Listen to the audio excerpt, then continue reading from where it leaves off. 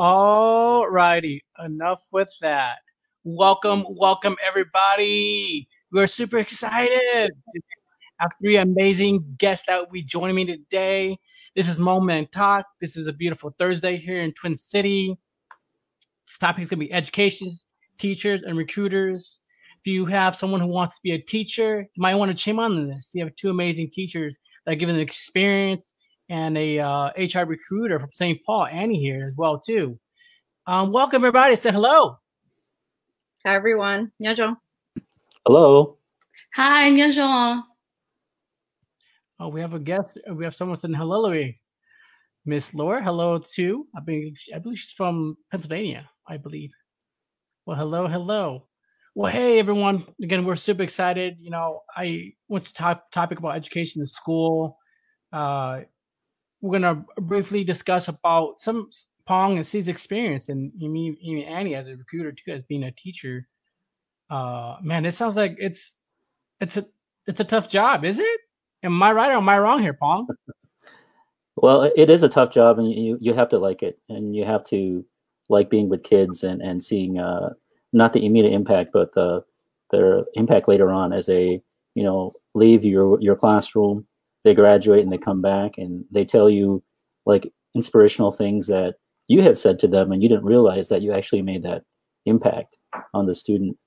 And so it's rewarding. You got to like kids but at the same time it's tough, but it's not as tough if you like what you're doing. Does that make you hit in the kind of in the feelings when it should, when someone can come back to you maybe 5 to 10 years, maybe, hey, Mr. Vang, you really made an impact on me, and you changed this kid into adult, his whole trajectory, into bettering himself. Am I right?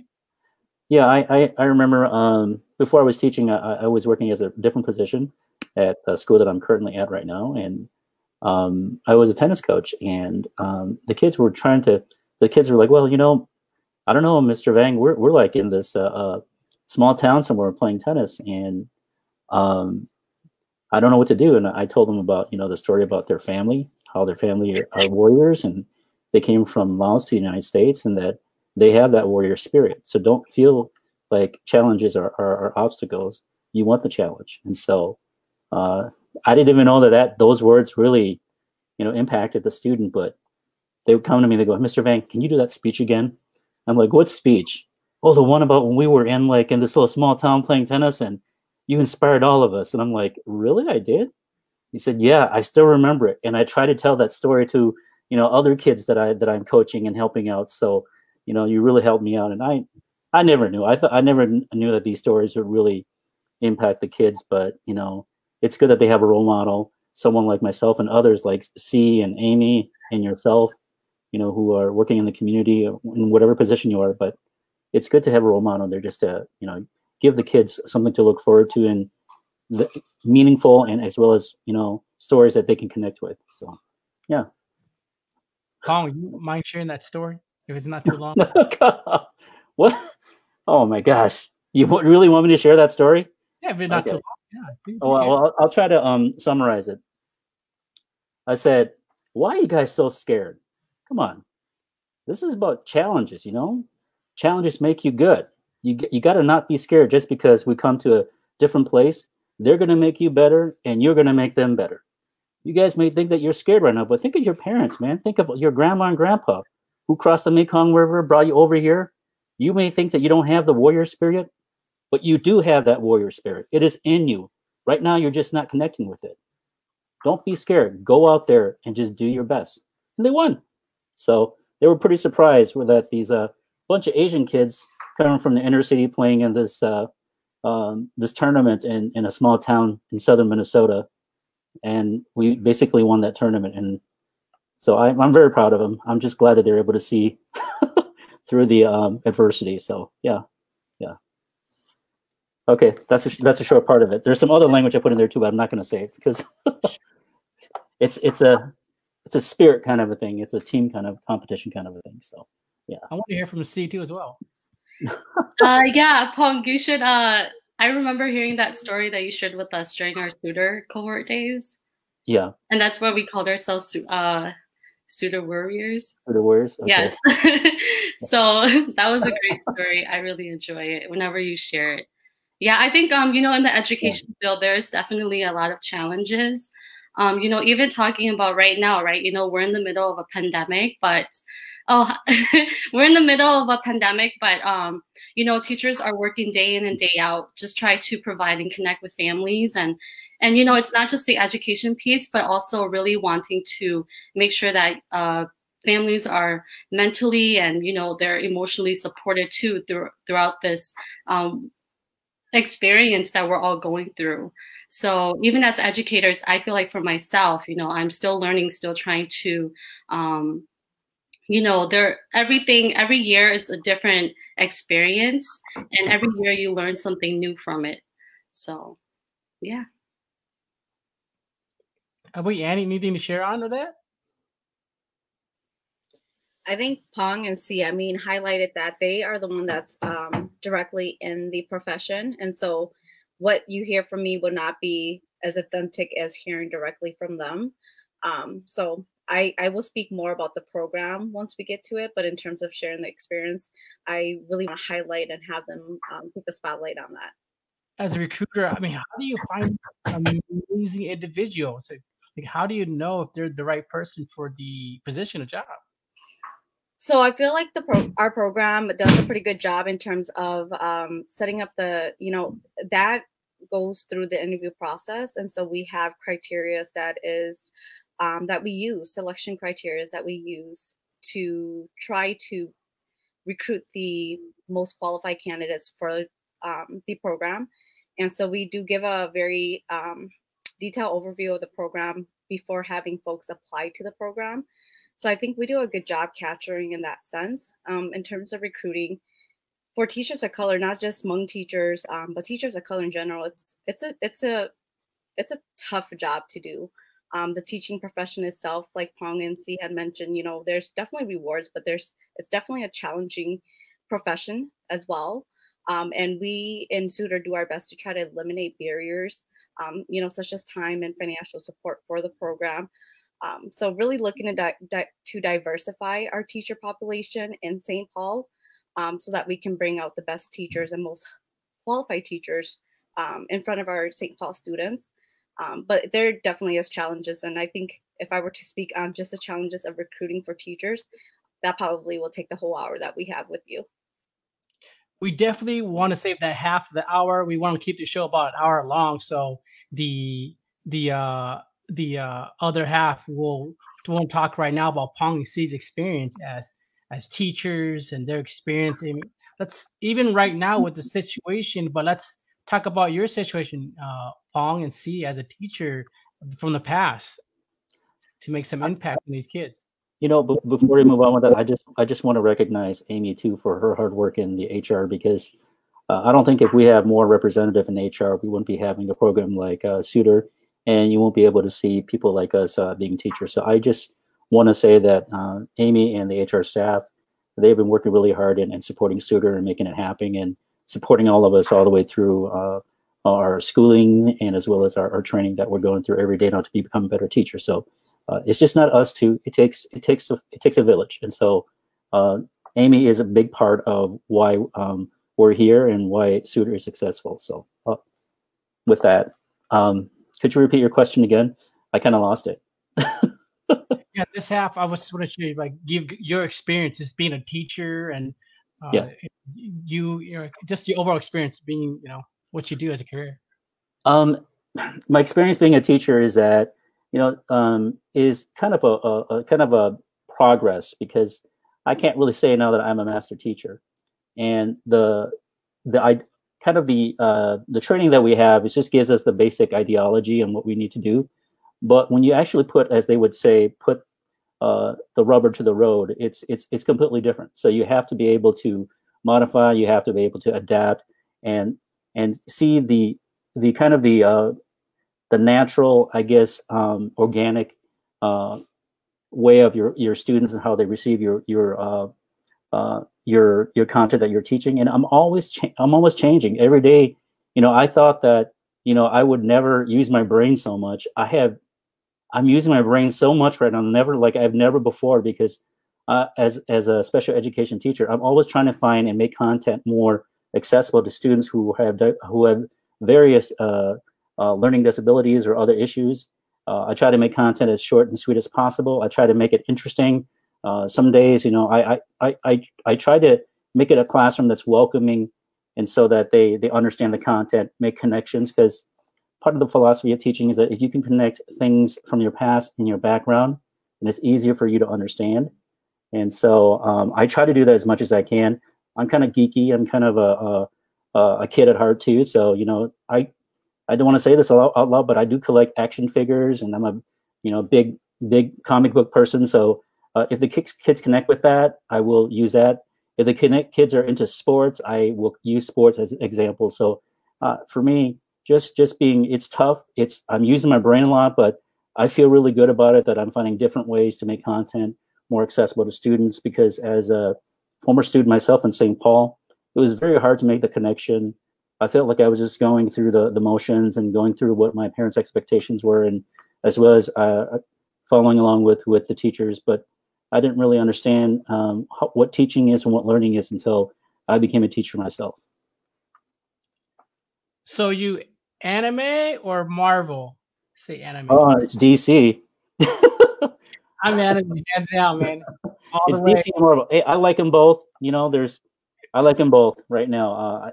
If you like your more kid-friendly stuff, then Marvel's definitely for you. But if you want more serious story with content, then DC's for you right now. And so, you know, it just picks your flavor. You know, I like them both. Love it. And anime too. I watch anime also. So the kids are kind of like, "You watch that, Mr. Vang?" I'm like, "Yeah." Now I suddenly watching the anime feels kind of weird now, Mr. Vang. So okay, I know. That's anime you watch. Naruto or something? Naruto, I watch Hero Academy, and then I watch you know, what is it, Attack on Titans. It's kind of gruesome, but you know, I don't claim that I watch it, but I try to just share the wholesome stuff like Naruto and his I try to relate to life. Like, you know, he's an orphan. You know, nobody loves him, nobody cares, everyone thinks he's a loser, but in the end, he never gives up. And you can find a story in that, and everyone can connect to that. He's my mentor. One recommendation for you, Paul, about a anime you should watch is GTO, Great Teacher Onizuka. All right, I have to catch that then. Thanks. I want to hear C's story. I was gonna say the only anime I know is Sailor Moon. Oh, so if you're a Sailor Moon fan, that's me. But yeah, anyways, you know, I think that in education, you have to develop like a philosophy for yourself.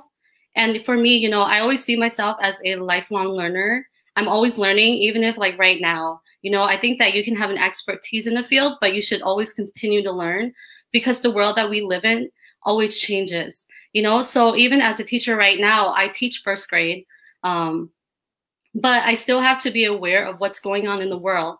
For example, what happened last week at the Capitol, right? Or, you know, during the summer, there were a lot of, you know, with the Black Lives Matter movement, all of that stuff.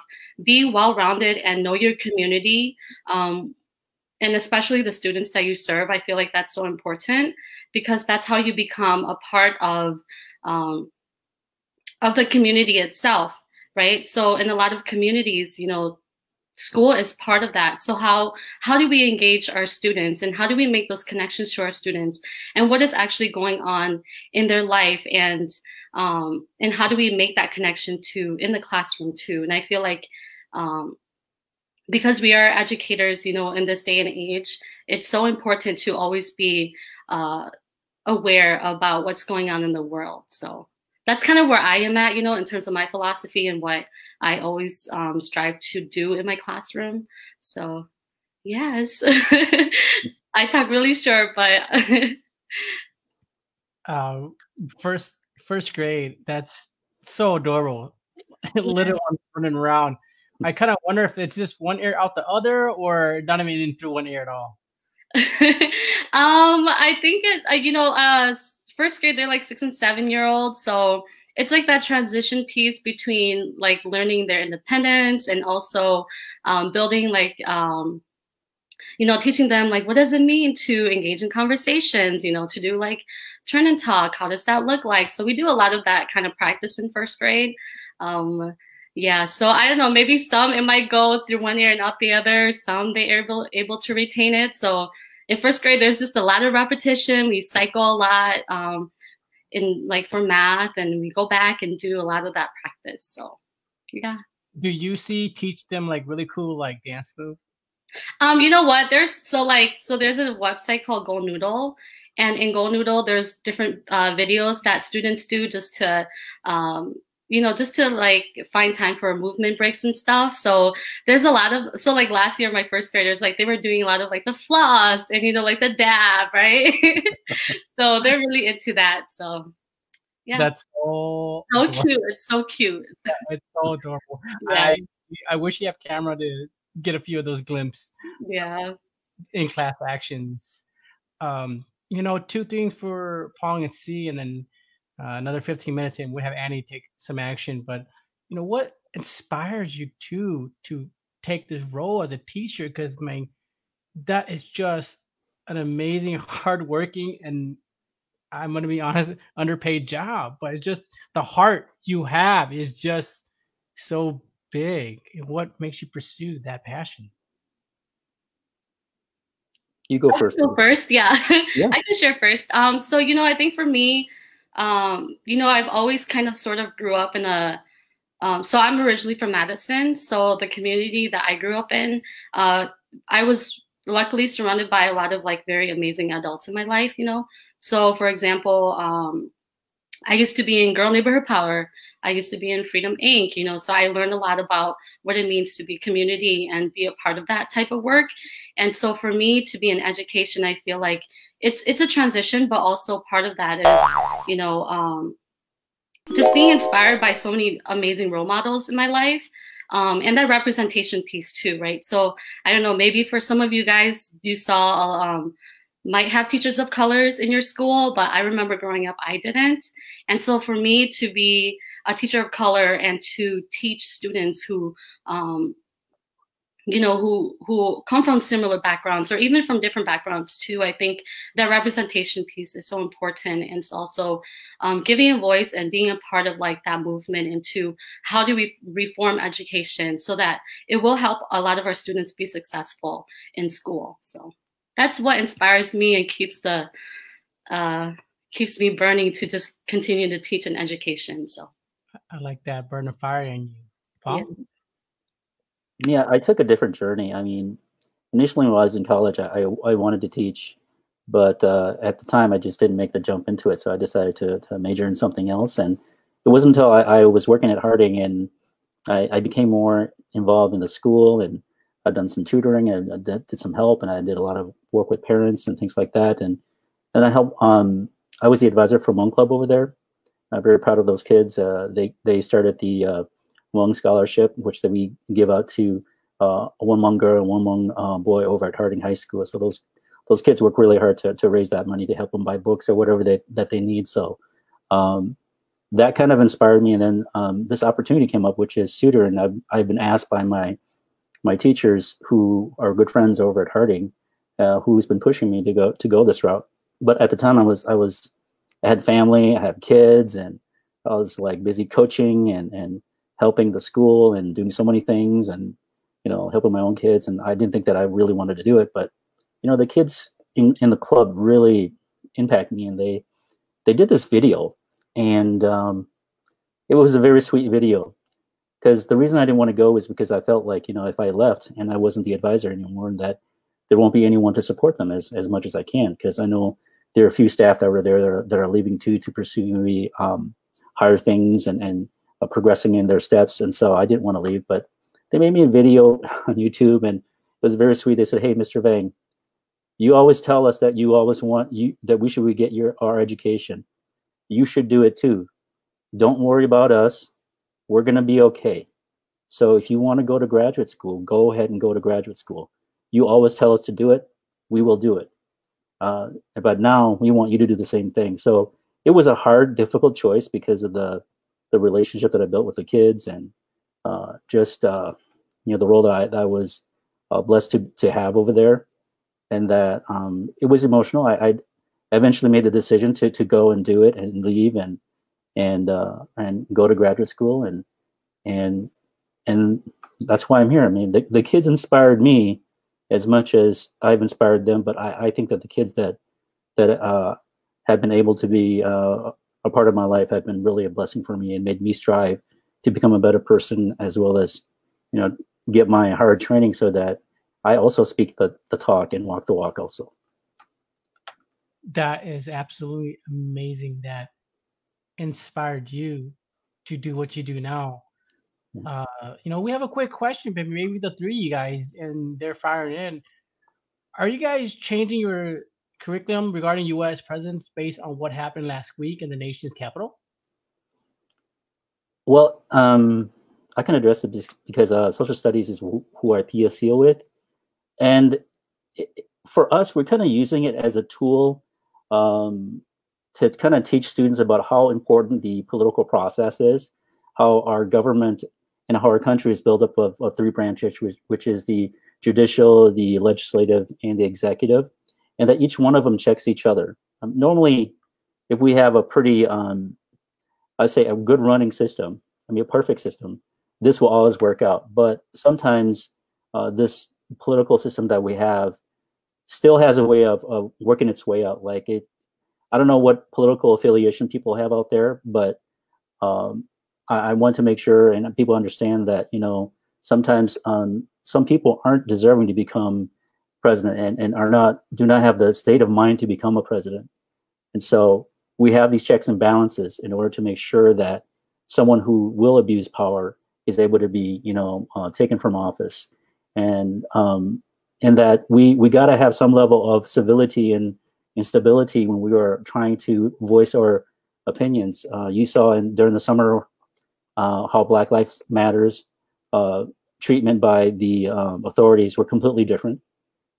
It was full military and cutthroat. What you see in this one here is very different. You hear that some police officers have allowed these protesters to go in, not all of them. And now, as we learn more about it, some of these police officers were participating in this rebellion against and attack on our state capitol. And so that saddens me, and that really, really highlights the point that we really need to start thinking about, changing or as I would say, changing something about our police force, because the very people that are supposed to protect and serve us are actually the people there that are rebelling, are part of this process. And so I guess from my opinion, you can kind of understand where I'm at in terms of my political affiliation. But in terms of as a social studies teacher, which I help co-teach, I think it's a great lesson for kids that, it's important to be part of the political process. We have a voice in this. As you can see through through our election this year, every vote counts. For the first time, everybody voted. And, because of the diversity of the President Biden right now, that he's able to win because of our diversity, and that every vote will count it. So this is something that we're going to take away in our classes, and we're going to discuss it with our students, ask them to think about and reflect on, and hopefully learn from this and get their parents and their families and their community to participate in the political process. See? Yeah, I can speak a little bit about that. So in terms of curriculum, it really depends on the teacher and also the school and how they structure the curriculum. So for example, some schools, they follow curriculums that they use, whereas others, you have more freedom to do so. So in my school, luckily, we have the freedom to kind of, change our curriculum and our units based on, how we see that it will help best meet the needs of our students, but also what will interest their learning too. So in regards to your question, yes, for first graders, I gave them a book about, I forgot what the book was called, but it was pretty much a book that was addressing how the siblings recognized that their parents were, something was happening on the news and how they're feeling. So for younger kids, it's more of discussion about, how are you feeling? What did you hear? Sort of in that kind of conversation. But even before the election, my team and I, we did a unit on, presidents and what does it mean to be a president? How does that look like? What happens when you vote? This is so really preparing them to be, citizens, right, in this world. So sort of from that approach, because as educators, of course, everything is politics. So we can't really say we are for this type of who we're for, but we can and educate them about how important it is to vote, how important it is to be knowledgeable about, presidents and presidential elections, and even like the census and all of that sort of piece too. I'd like to hear from Annie as well. She have a chance to speak. So Pong and C are the expertise and curriculum.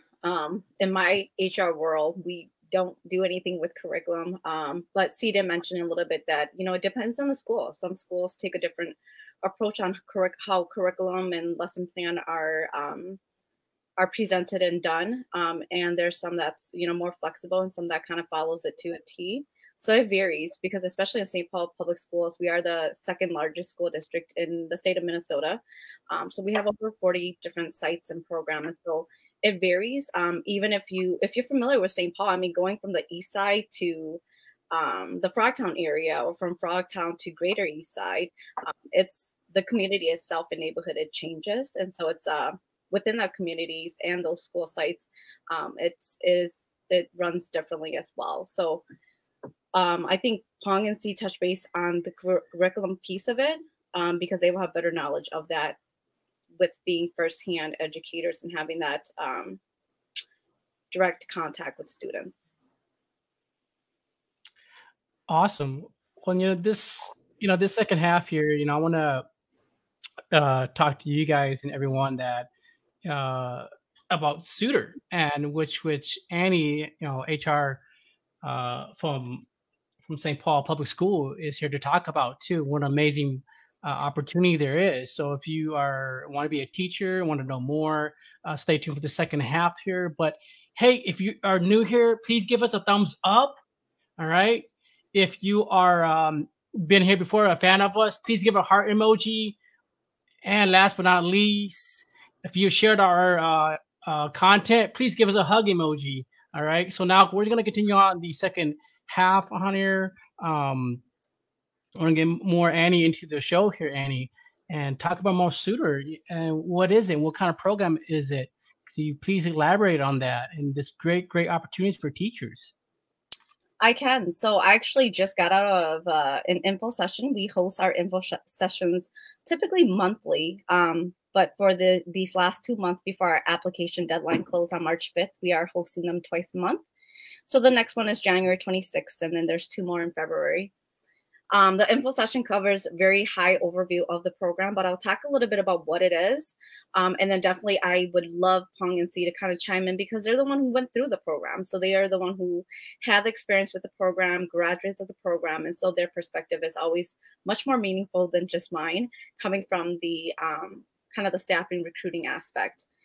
So SUTR, it is a 15-month teacher residency program. If you don't know what a teacher residency is, it's similar to, I would say, like a medical residency. It's just that you don't actually sleep there or you're not staying on the site physically, but you are co-teaching. You're teaching for a full school year, and then you're taking grad level courses at the University of St. Thomas, also located in St. Paul.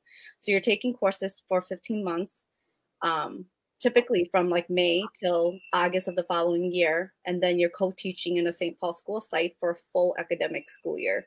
So a lot of what you're learning in your coursework, you're applying that right away into your hands-on experience at your school site. So that's one of the biggest benefit of going through a teacher residency versus a traditional teacher preparation program is you're not doing what you would do in a traditional teacher preparation program, where you're doing all of your courses and then you have that 12-week of doing your clinical or hands-on practice. In SUTR, you're applying what you learn right away, and getting that experience and getting that feedback as you go through the program. So that's a quick overview of SUTR. And like I had mentioned, it is a graduate level program. And so we do require that folks coming through the program do have a bachelor's degree. It could be in any major, any field. It does not have to be a bachelor's in education.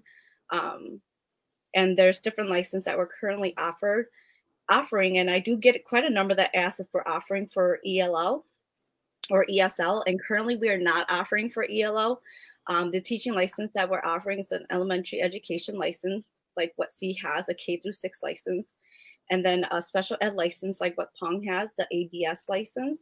And that ABS license will cover all of the disability areas if you're interested in working with students with autism or students with emotional behavioral disorders or learning disability. It does cover all of the different disability areas. And then we're looking to hopefully start math and science as well. Math will be a grades 5 through 12, and then science is a middle school science. Can you tell us more about SUTR's mission? Yes. So at SUTR, our mission is to recruit, prepare, and retain highly qualified teachers who share similar life experience as our diverse student population in St. Paul Public Schools. So if you are not familiar with SPPS, short for St. Paul Public Schools, we have about 80% student that identifies as being students of color, and then about 20% that identifies as being white. And so our goal is to really reflect that student population, as well as retaining the teachers. So not just getting you in the door, but then also helping to prepare you so that you feel prepared being first-year teacher and your first years of teaching in St. Paul, as well as retaining and keeping, our teachers for our St. Paul students. What does SUTR look like? So if you were to start the program, typically it will look like this. You'll start your first summer at St. Thomas. So you're doing coursework 4 days a week. From there, once the school is back in session for St. Paul students, you go into your co-teaching 4 days a week, and then you're down to 1 day of courses at St. Thomas. That's for a full school year. And then that last summer, you'll be finishing your licensed coursework and completing your master's degree. So it's a very, very fast-paced and rigorous and accelerated program to get into the teaching profession. Exciting. So who should apply for this? Can I apply for this? So as I mentioned, as long as you are dedicated to education, you want to make a difference in the lives of students, and have a bachelor's degree, that is one of the biggest requirement is, as I mentioned, is a graduate level program. So you do have to have a bachelor's degree from an accredited institution. If you're someone, for example, that got your bachelor's degree from out of the country, we will accept those as well. It just has to be has to go through a formal evaluation process to show that you've been awarded a bachelor's degree. So we do have a number of candidates that goes through that process and get their degree formally evaluated. And then, as I mentioned, those are the 4 different licenses that we currently offer in SUTR. Can you tell me more about the foundation? So this is around the observation, which I believe and C and Pong can kind of touch base on this too. But our SUTR set is revolved around the St. Paul set, which is what teachers go through for their observations.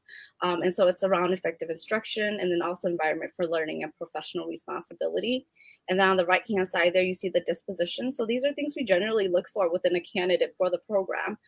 Some of that is either these things or can be these things listed on there: culturally responsive, reflective, coachable, and the list goes on. But then in terms of the SUTR set, Pong and C, do you want to touch base a little bit more about that? Do you feel like that did prepare you for being a first-year teacher? Or I know you both are in your second year teaching, but at St. Paul?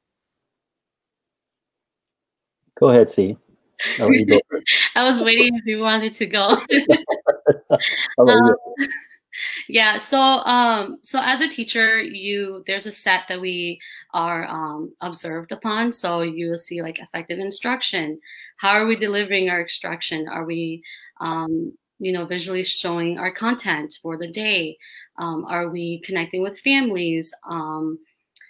Are we following all of those sets that they're observing us on? And so through each, so when you're in the SUTR program, you have a SUTR supervisor from St. Thomas, actually, and they come and observe you every month.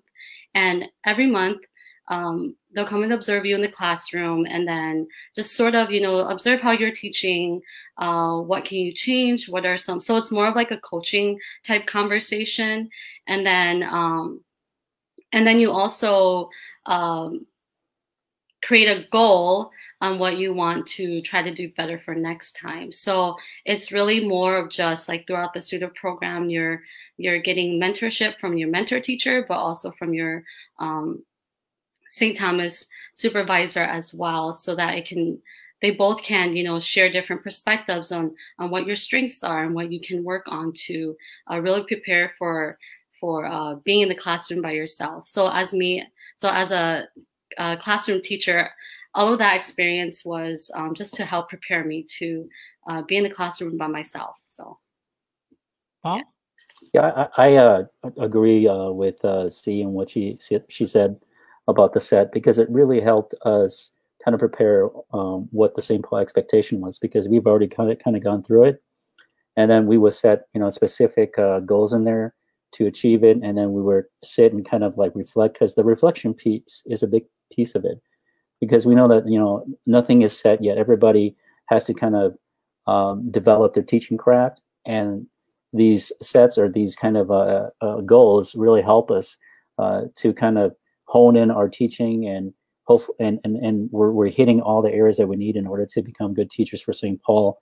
And I just think that SUTR was really good in preparing us for this, because if I didn't go through SUTR and I were just to go through regular the route and not knowing exactly what the set and the expectations are, it would be very challenging, because you're learning something new, and then you got to figure out exactly what the expectations were. But as SUTR really kind of helped us, it really melded really well together. And so, like C said, you had a mentor that kind of helped you out, and then you also have a representative from the St. Thomas that comes in and helps you out. So you're getting a different supports if you need it. So I just want to add that I don't think I would have made it through SUTR without C and the rest of our cohort 3, because we all really helped each other out, and that's what's really good about the cohort, because we're not in a situation where we're competing against each other. We're in a situation where let's help each other out. Let's share your knowledge. I'll share my knowledge, and that's kind of the perspective that we in cohort 3 did. Is that I saw C as family, or as a sister, or including maybe possibly my daughter. I don't know, but it's.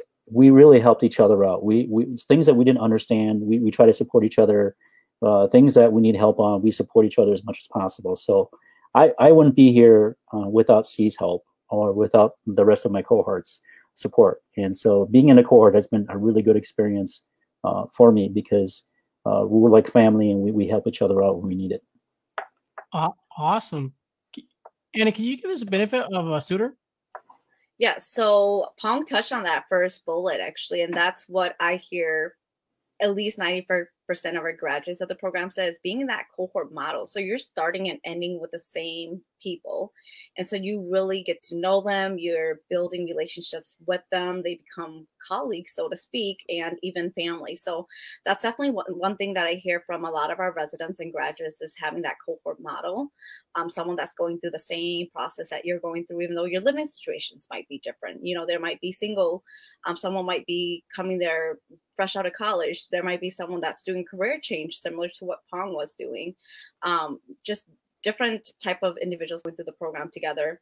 And then you're co-teaching with a mentor teacher. So we have very highly qualified mentor teacher that you have an opportunity to work alongside. And then there's also a stipend. So we do actually pay you to go through the program. And so that amount, even though it's not an entirely large amount, you know, there's not a lot of grad programs out there that's going to pay you to go and get your master's degree. And then we also cover the cost of books, as well as offering single medical and dental benefits, reimbursing you for getting a short-term sub-license. That's good for 3 years.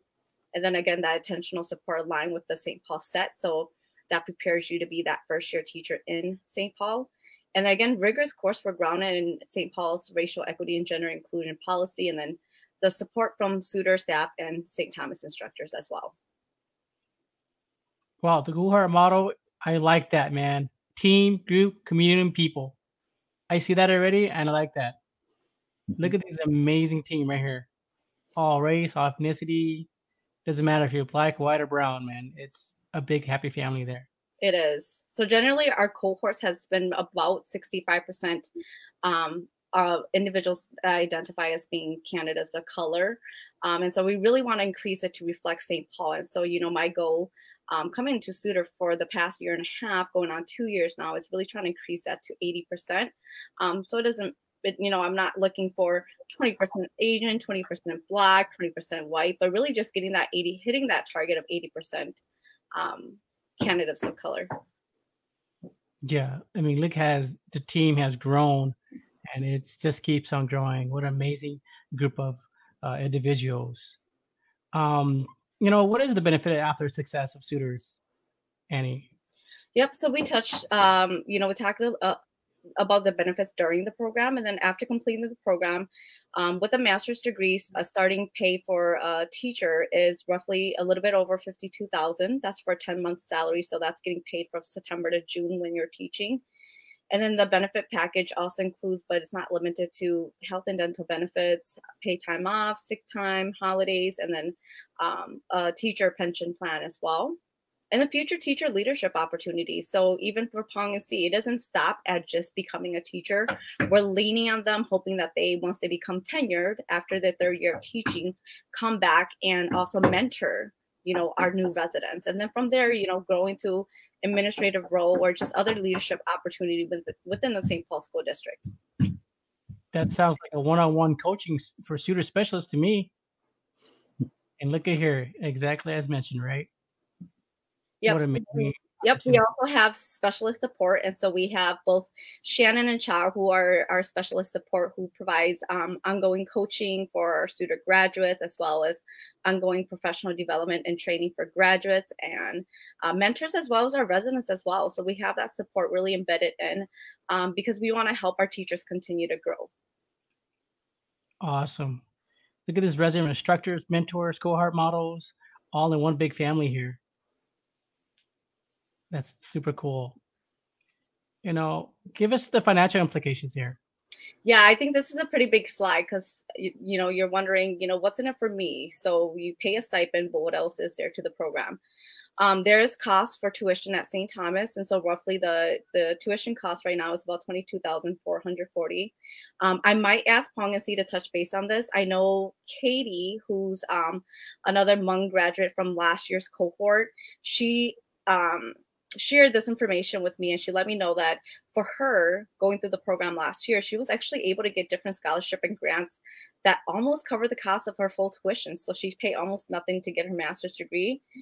Now, we don't advertise that because it varies. Every year there's different scholarship and grants that's available, and it's not always a guarantee that you'll be able to get it. But I do know that there are scholarship and grants available out there, and our team, along with St. Thomas, does a pretty good job of trying to help with that so that you don't have to worry too much about the tuition cost. But there's that tuition cost at St. Thomas. And then Pong and C, do you want to touch base if you did pay the full thing out of pocket, or were you there are other scholarship and grants that you were awarded? I think the year that we were in, there were some scholarships, but I had to take out some financial aid. So I don't know about Pong, but yeah, that was my situation. I didn't qualify for much financial aid, and so I didn't apply for very many scholarships. I basically paid for most of it. I had to take out a loan in order to do that. So, and with anything with higher education, everything's based on your economic situation. They go based on that, and so how much aid you will get depends on how much of a financial situation that you're in. And so I didn't get it, and I feel like it's an investment that I'm putting on for myself, and I'm lucky that I have a good partner who is very, very supportive of me and going to get my graduate degree, and she has been able to help me out and support my family. So, but I've been very lucky and blessed. But C and some other candidates too, a lot of them, they have to kind of rely on their own financial situation, and so I got to give it to them too. They work pretty hard. They have to manage and all of that in order to make it through the SUTR program. So overall, it's a great investment for yourself and for your future, and doing something that you really, really enjoy. With this ballpark, it's different from one or the other, because again, you mentioned a gal that had grants and they helped her pay, but it seemed like tuition is going to be about 2,100, maybe not 21 grand, and on the deep end, it's almost about $26,000 to SPPS. It includes also medical and dental, right? And cost of books will be offered by SPPS. That's amazing. Yeah, it is. So the stipend is I mean, if you look at it, the stipend is more than the tuition cost. But of course, no one can really live off of 26,000 here in the state of Minnesota. Cost of living is pretty expensive. But like I mentioned, there is really no other master's program that would actually pay you to go get your master's, as well as the tuition cost. If you look at it for a college such as the University of St. Thomas, that's actually fairly, compared to other master's program, I would say much less. There might be master's program out there that's at least 10 to 20,000 more. I'm in agreement with that. When I was doing research on other programs that I could possibly do, this program was way much more affordable than the programs that I looked at. So I would really highly recommend it. And the program is more affordable than most of the current undergraduate costs too. So it's very affordable. Yeah, I would also want to chime in and say that so recently SUTR just started this mentor-mentee also with like residents too. So because Pong and I were past cohort members, then we can also choose to be mentors for residents who are currently in this program. So Pong, do you have a mentor right now? I mean, a mentee right now? I do not. Okay. I didn't volunteer because I was so busy, Yeah. so I didn't have time. I want to make sure that I have at least 3 years of experience, so that I can be a good mentor to folks who are needing help. So yeah, but I got to give it up for you, C. You're awesome.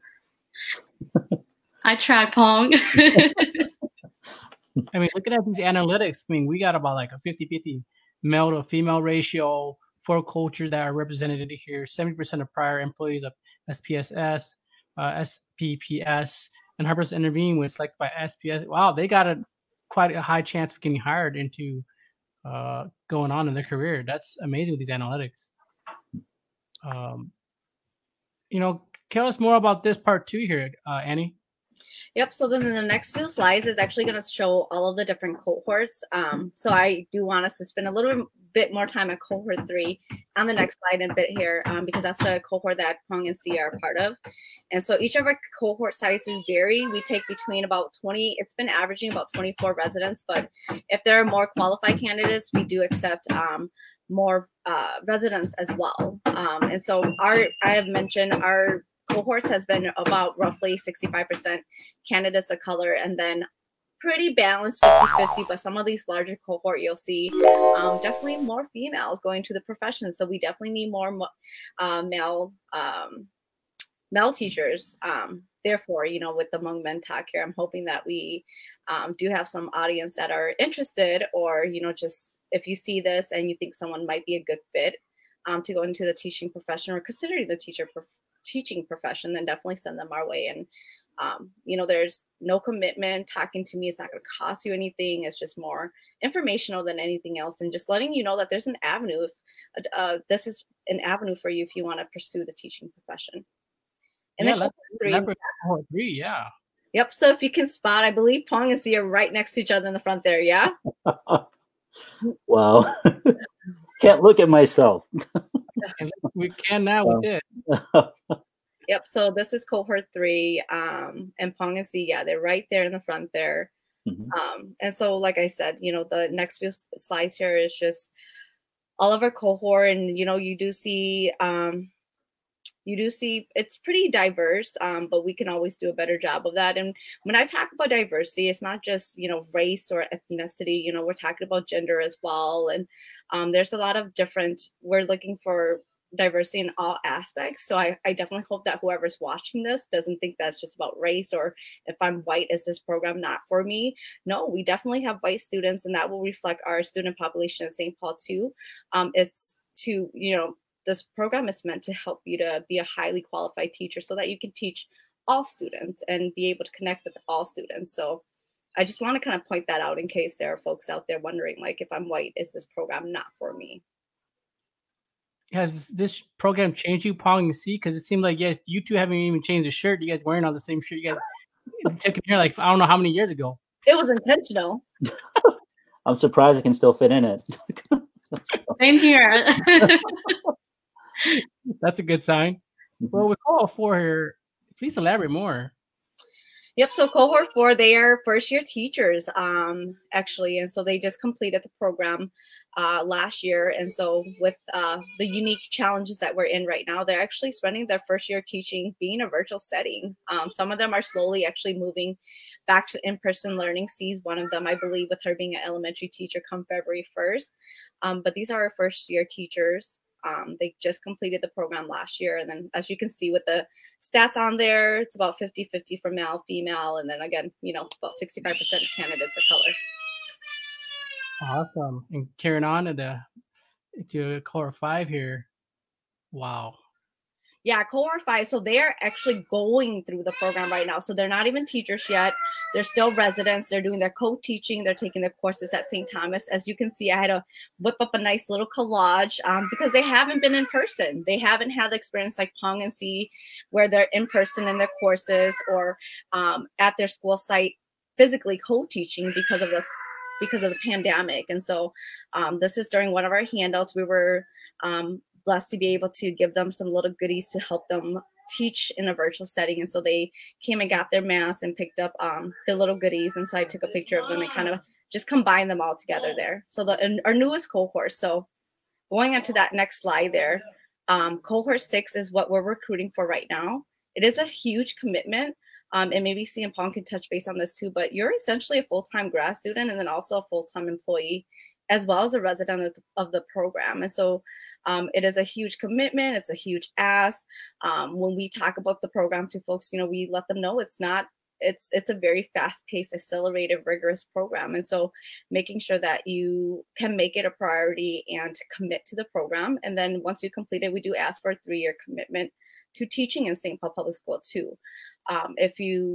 If you are unable to commit to the 3 years teaching in St. Paul Public School, there's a repayment fee of $4,000. So that's currently what it is. Wow. So these are the steps. And you can see there's definitely a deadline here on March 5th of this year. And March is coming up really, really, really fast. We'll leave links in below too. And then not to end this, but we have a few questions we'd love you guys to answer in the comment here. Okay. Any more to add on, Annie? Nope, that's it.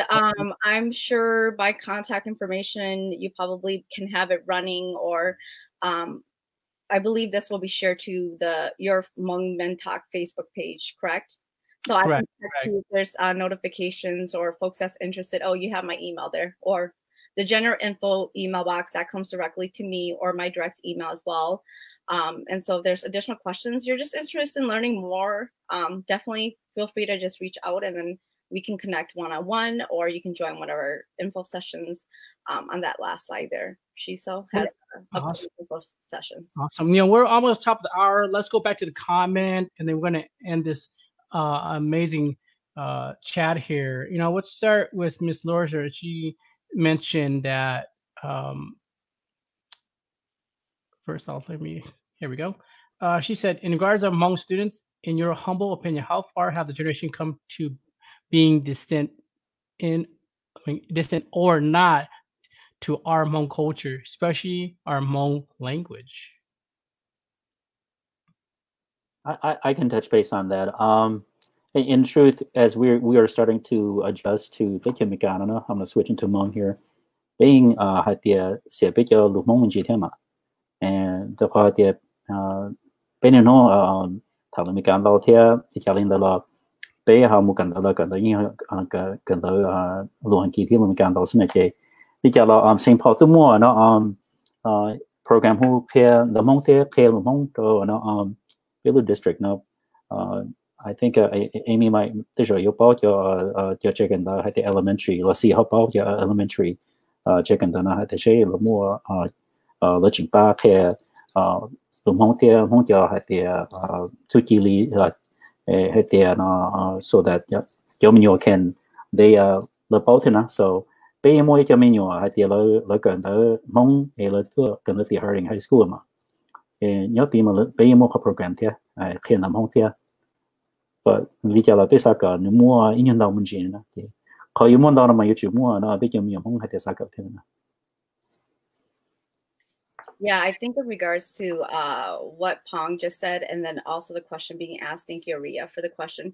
I think a lot of it comes down to being parents too, right? Like I know myself as a parent, my parents came here as refugee, although I was born here, a citizen of United States, I speak more English. And so I think that passes down to my kids too. So even now with interactions with my own kids, if I'm speaking Hmong, they might catch it, but they won't speak it. So I think it comes down to the parents as well. But in terms of program at St. Paul Public Schools, we do have several elementary schools that are a dual immersion for the Hmong language. And so we do have those programs available as well, because we do have a pretty high number of Hmong students as well in St. Paul Public School. So hopefully that does answer your question a little bit about that. But I think in terms of talking about like the new generation, like I'm just thinking about my own kids. That's also in St. Paul Public School. They can understand Hmong when I speak it, but they cannot speak it. Their tongue is not there.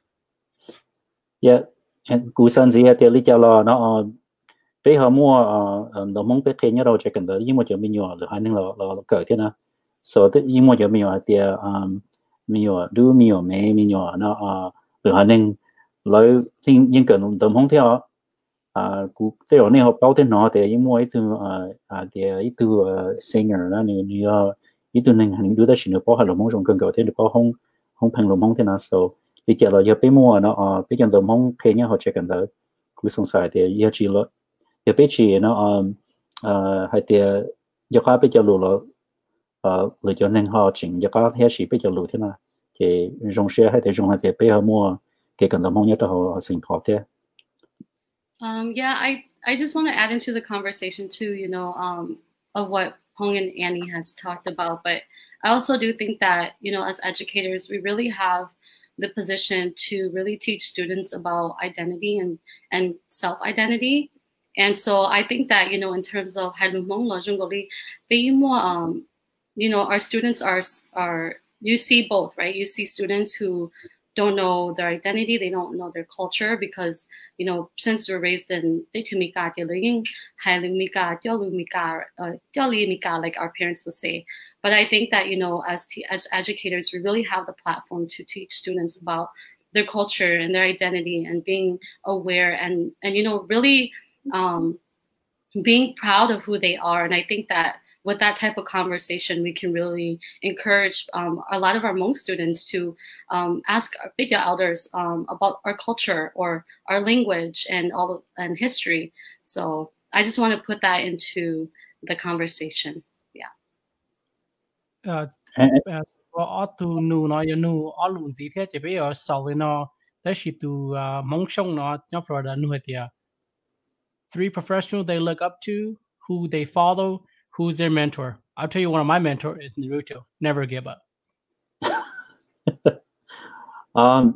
Mua hai professional je cú như chúng mua được cái cú thế cú跑哩hay là cú cho cú brother thế cho uncle lấy như cho first generation hay là cần nhất là họ nói je cú như chúng mua từ professional hay là cú như nó look up to đó chị ít thứ nó chỉ if I have to say nó chỉ như cú tụi uncle như như hay từ hay là sự cần đó hay là role model đó bây giờ đó na chỉ biết thì lớn hơn na cú như chúng mua thì giống cú chúng mua cú tụi uncle thế cú tụi aunt thế cú mua cú gì na. So those are the ones could see to at the job it the to nhớ to nó lo tế một trâu thay tế một trâu tới khi mấy cả thế cũng một của tụi ông của được họ tên nhiều hay tế bé tụi hope hay tiền như cú sẽ cần tới nhưng mà đi cho bé sẽ được một cần tới rong nó so thế nó cú cho ăn nó cú tụi ăn nó nhiều tụi hay tế cú sẽ cần tới thiên cái you know bé you need to representative from each family so those are the people that they really have to look up to. It's just family.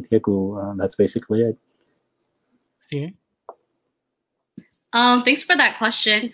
I look up to, I think, I look up to my mentor teacher who mentored me when I was in the SUTR program. I think that the way that she does her work is kind of what inspires me to kind of go that route too in terms of my profession. But I also look up to, my parents. I look up to my siblings and people around me who inspire me to do my job. So.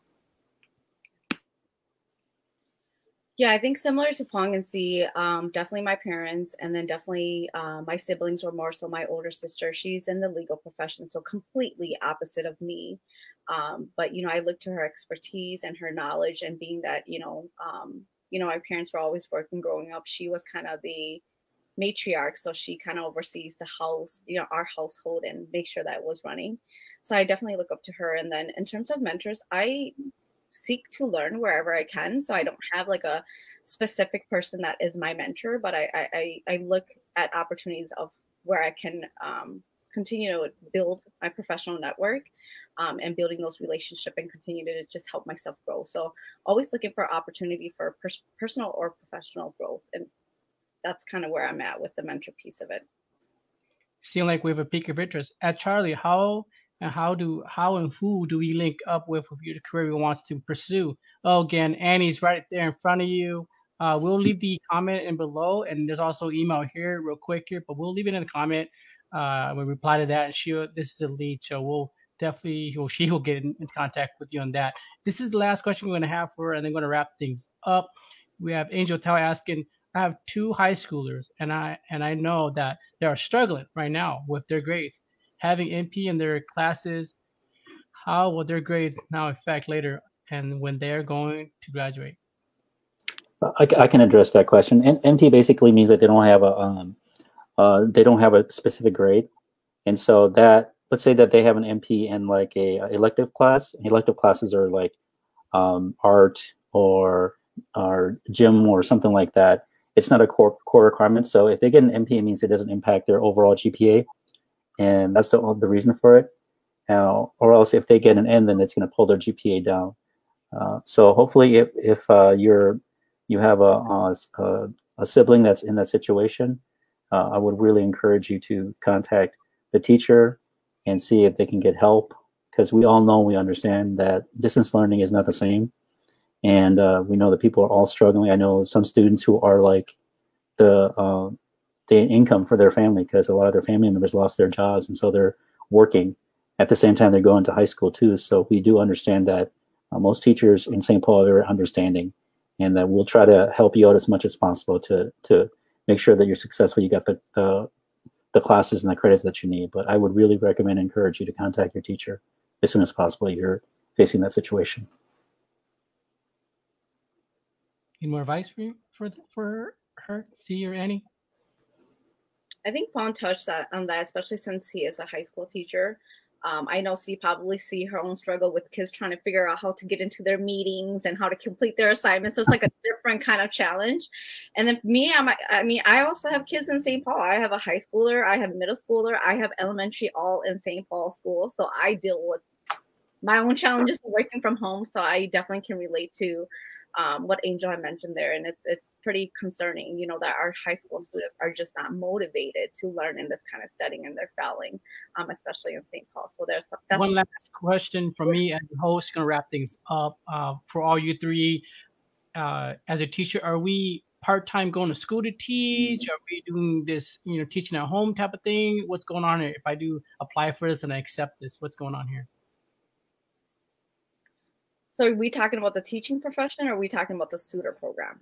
We're talking like right now situation as a teacher. Are you teaching at school? Or are you teaching at home? We're talking right now situation. Oh, so right now, we're teaching online, but St. Paul is planning to move into full in-person learning on February 1st. But if families opt for the virtual learning, then they will be in virtual learning. So you have an option, but I think that window closed already. So for my situation, I'm teaching virtually online full time, but once February 1st hits, then I'm going back to in-person teaching. So it's a very big shift because a lot of students are, you know, they've been out of school for like a semester and a half. So they've been out of school for so long. So it's just a lot of transitioning and getting used to going back to school in person, but also making sure that we're following COVID protocols. So there's a lot of safety concerns also as well. I'm just going to be very honest. So we'll see. Yeah. Things change all the time. Like the motto is like, be flexible right now. Well, like if you're flexible, you have to be like even more flexible. This wraps things up. Ocho, you know, Donisha, thank you so much for coming on, having this opportunity to have a chat and get to know more of you all, and expressing this great opportunity for those who are out there too. Thank you all so much. You know, for those who are watching this too, thank you as well too for chiming in. And then I'm gonna say bye. I'm gonna close everything off, and then that's that too. But hey, again, if you have shared us and you like what we are doing, please give us a heart emoji. Okay. If you are been a fan and follower of us, please give us another heart emoji as well. And last but not least, if you're new here, please give us a thumbs up. Okay. Thank you so much for having me yet. Check us out at www.momenttalk.com. Our full website has everything on it, from blogs to news to all the latest episodes. And guess what? We have a new episode coming up for this coming Tuesday. It's from Palm to Paradise. Exciting guy to talk about. Stay tuned for that on Tuesdays. As for today's guest, we're going to wrap things up. Well, until then, everybody. Bye. See ya.